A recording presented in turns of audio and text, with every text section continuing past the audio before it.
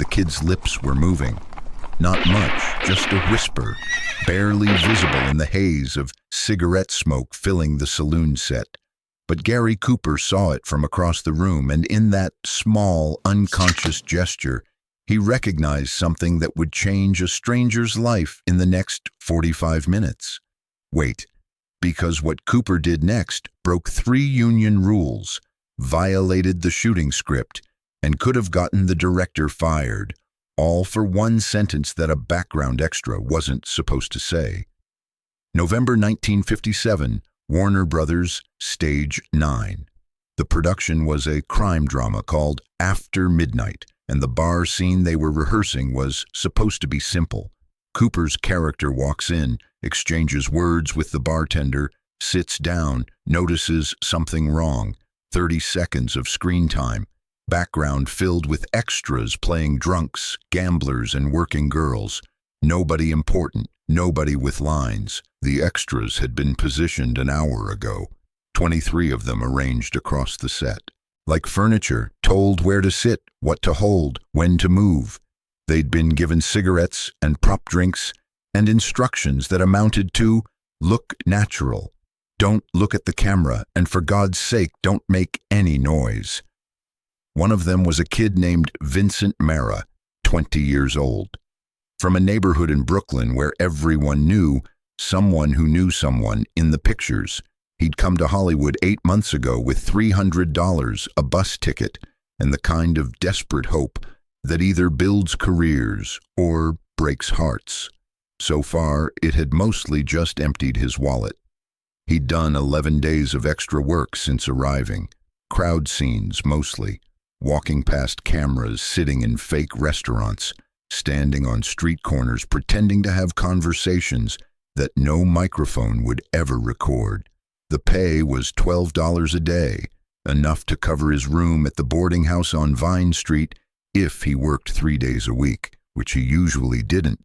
The bar scene in After Midnight was his 12th day. He'd been placed at a corner table with a prop whiskey glass and a cigarette.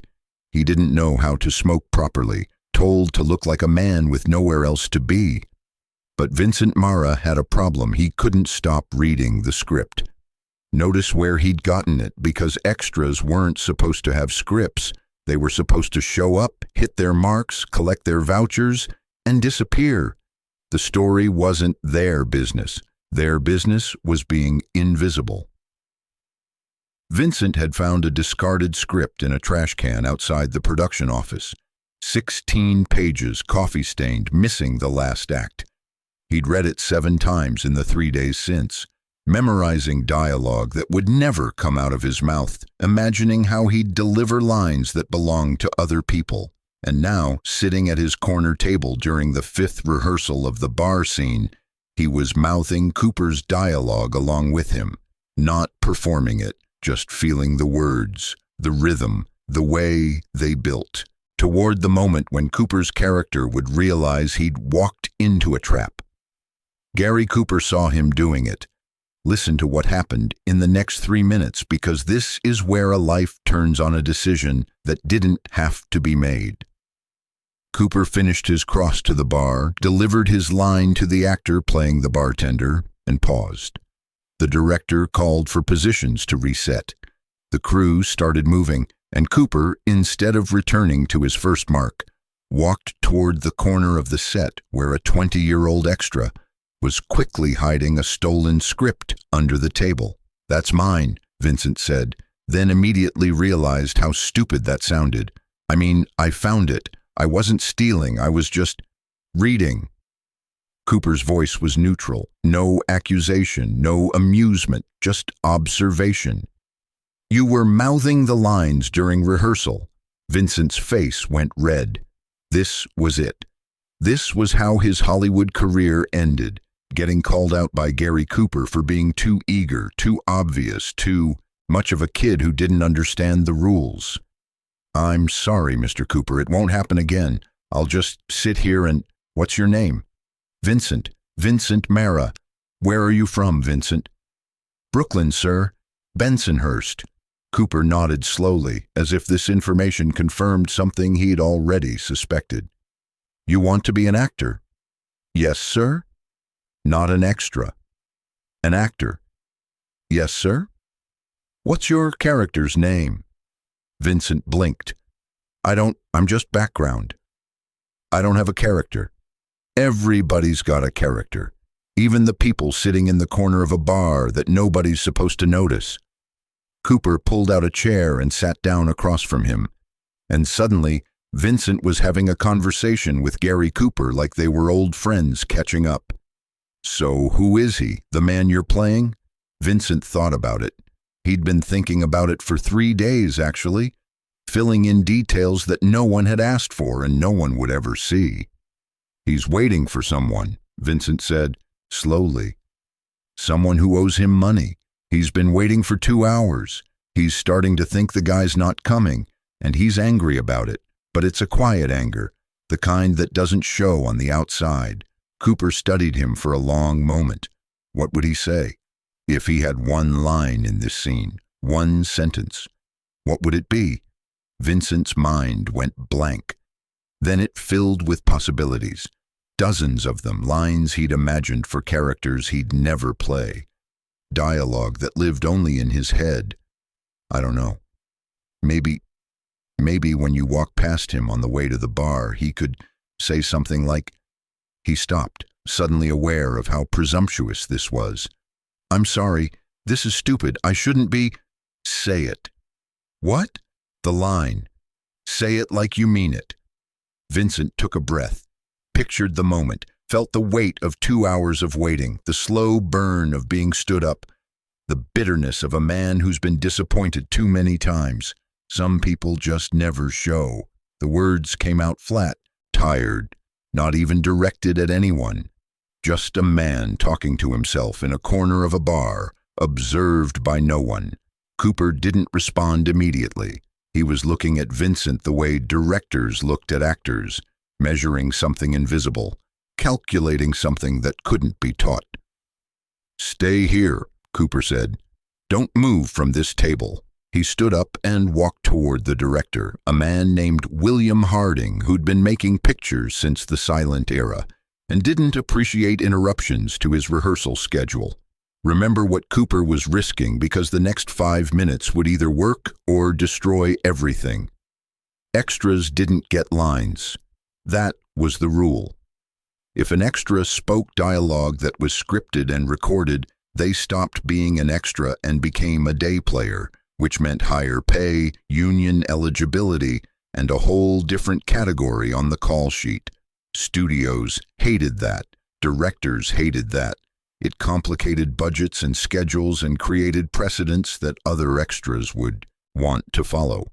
What Cooper was about to do was ask William Harding to give a line to an unknown kid from Brooklyn who'd been hired to sit in the background and smoke.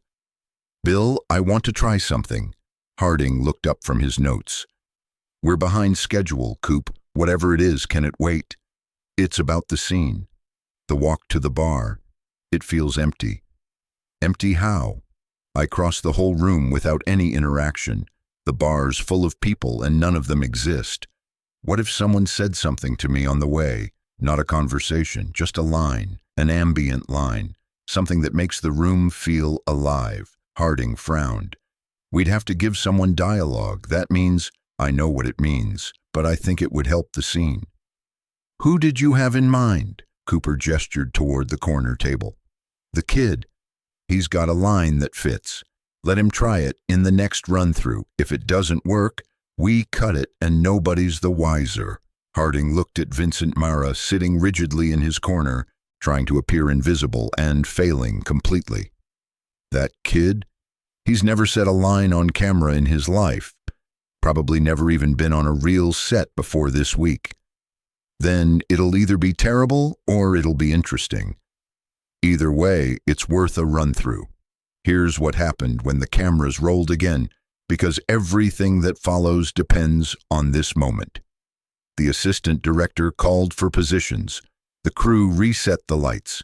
Vincent Marra sat at his corner table, heart pounding so hard he could feel it in his throat, holding a prop whiskey glass with both hands to keep them from shaking. Cooper had given him one instruction, When I'm about 4 steps past your table, say the line. Don't say it to me, say it to yourself, like I'm not even there. Action! Cooper entered the bar, crossed toward the center of the room, past the first table, the second, approached Vincent's corner. Vincent watched him come, felt the moment building, waited for the 4th step. 1, 2, 3, 4. Some people just never show. The words came out different than they had in rehearsal. Quieter, more tired. The voice of a man who'd stopped expecting anything from anyone and was only mildly surprised when he was proven right. Cooper didn't break stride, didn't acknowledge the line, just kept walking toward the bar, delivering his dialogue to the bartender, playing the scene exactly as written. But something had changed in the room, something in the atmosphere. The bar wasn't empty anymore. It was full of people with stories, people who existed before the camera found them and would exist after it moved on. 1 line, 4 words, and suddenly the background was alive. Cut. Harding was staring at the monitor with an expression that Vincent couldn't read. "Coop, come look at this." They reviewed the footage. Once, twice, a 3rd time. "The kid's good," Harding said finally. "That line's good. It colors the whole entrance. So we keep it." Harding was quiet for a moment, calculating budgets and schedules and the phone call he'd have to make to the production office to explain why an extra was being upgraded to day player in the middle of a shoot. "We keep it," he said. "Someone get me a contract revision for the kid in the corner." Notice what that decision meant, because it's easy to miss if you don't understand how the system worked. A speaking role, any speaking role, even 4 words, qualified an actor for membership in the Screen Actors Guild. Without that membership, you couldn't audition for most parts. You couldn't be submitted by an agent. You couldn't be considered for anything beyond background work, no matter how talented you were. The SAG card was the gate that separated extras from actors, and the only way through that gate was a speaking role in a union production. Vincent Marra, who had come to Hollywood 8 months ago with $300 and a dream he was starting to doubt, had just been handed the key. Listen to what happened when they listened to what told him, because the reaction matters. The second assistant director approached Vincent's table with a revised contract. "You're being upgraded. Day player rate, speaking role. Sign here." Vincent looked at the paper, read the words, read them again. "I don't understand." Mr. Cooper requested the line be added to the scene. Mr. Harding approved it. "That makes you a day player. Sign the contract and report to the SAG office tomorrow with your voucher." Vincent's hand was shaking when he signed his name. Across the set, Gary Cooper was reviewing his notes for the next scene. He didn't look over, didn't acknowledge what had just happened, didn't want thanks or attention or any of the things that would make this moment about him instead of about the kid in the corner. But the crew saw, the other extras saw, and a story started circulating through Stage 9 that would eventually become legend in certain corners of Hollywood. Gary Cooper gave a line to a kid who was mouthing the dialogue along with him, threw it to him like a gift, made his career with 4 words that the kid himself had written. Here's what happened to Vincent Marra, because the ripples matter more than the splash. He got his SAG card. He got an agent, a small one, working out of an office on La Brea, but legitimate. He started going out for real auditions, reading for parts that had names attached to them. The career that followed wasn't spectacular. Vincent Marra never became a star. He never had his name above the title or his face on a poster, but he worked steadily for 41 years. Character parts mostly. The bartender, the cab driver, the cop who has 3 lines in the second act. The kind of roles that don't get remembered individually, but accumulate over time into a career, a life, a body of work that fills the background of other people's stories. He appeared in over 200 productions, television mostly, the guest parts and day player roles that keep the bills paid while you wait for the big break that sometimes never comes. But he worked. That was the thing. He worked. In 1998, at a small film festival honoring character actors of the classic era, Vincent Marra gave his only extended interview about his career. He was 80 years old, retired for 6 years, living in a small house in Burbank with a garden he tended every morning. The interviewer asked about his break. How did he get started? Vincent told the story, the bar scene, the stolen script, the 4 words. Gary Cooper, noticing him, mouthed the dialogue along with him, and instead of reporting him or ignoring him, sitting down to have a conversation. What did you talk about? The interviewer asked. He asked me who my character was. No one had ever asked me that before. I was background. I wasn't supposed to have a character. But Cooper treated me like I did, like the man sitting in the corner of that bar was a real person with a real story, even if no one would ever see it. And the line, "Some people just never show?" Vincent smiled. He asked me what my character would say if he had one sentence. I said the first thing that came into my head, and then Cooper walked away and gave that line to me in front of the cameras, just threw it to me like we'd rehearsed it 100 times. Why do you think he did it? Vincent was quiet for a long moment, because he remembered what it felt like, being young and hungry and invisible, sitting in the corner of a set, wanting so badly to be part of the story that you mouth along with the dialogue just to feel like you belong there. He paused. Cooper was 56 years old when that happened. He'd been a star for 30 years. He didn't need to notice a kid like me. He didn't need to do anything about it, even if he did notice, but he did. Both of those things. And I've thought about that a lot over the years. What conclusion did you reach?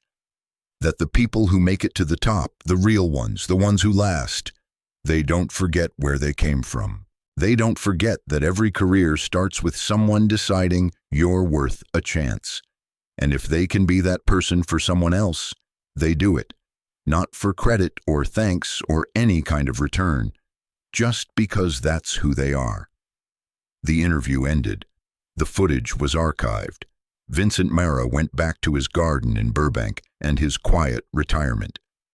But here's the detail that never made it into the interview because Vincent didn't think it was his story to tell. In 1961, after Gary Cooper died, Vincent received a letter from Cooper's estate. It was brief, just a few sentences from Cooper's attorney, explaining that Mr. Cooper had left instructions for certain correspondence to be sent after his passing. Enclosed was a photograph. The bar scene from After Midnight, captured during the take that made it into the final film. Cooper walking past the corner table. Vincent in the background, mouth open, delivering his 4-word line. On the back of the photograph in handwriting that Vincent recognized from the script pages Cooper had once signed for a fan on that same set. 2 words, "Keep going." That photograph hung in Vincent Marra's house for 37 years. It was the first thing he unpacked when he moved, and the last thing he wrapped when he left. When he died in 2003, his daughter found it in a drawer beside his bed, still in its original frame. She donated it to the Screen Actors Guild archives, where it sits today alongside other artifacts from the history of Hollywood. The placard beside it reads, "Gift of Vincent Marra Estate, 2004.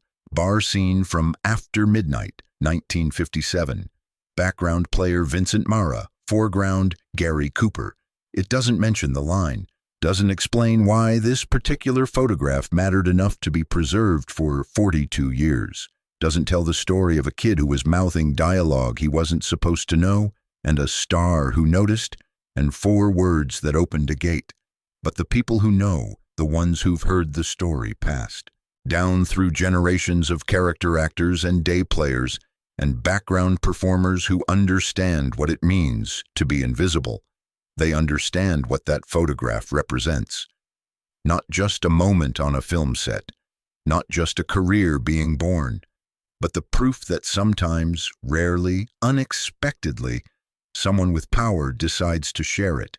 And everything that follows, 41 years of work, 200 productions, a life in the industry, flows from that single decision.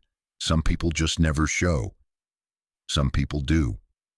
If you enjoyed spending this time here, I'd be grateful if you'd consider subscribing. A simple like also helps more than you'd think. This is a dramatized story inspired by real people and events. Specific dialogue, scenes, and side characters are creative reconstruction for storytelling purposes.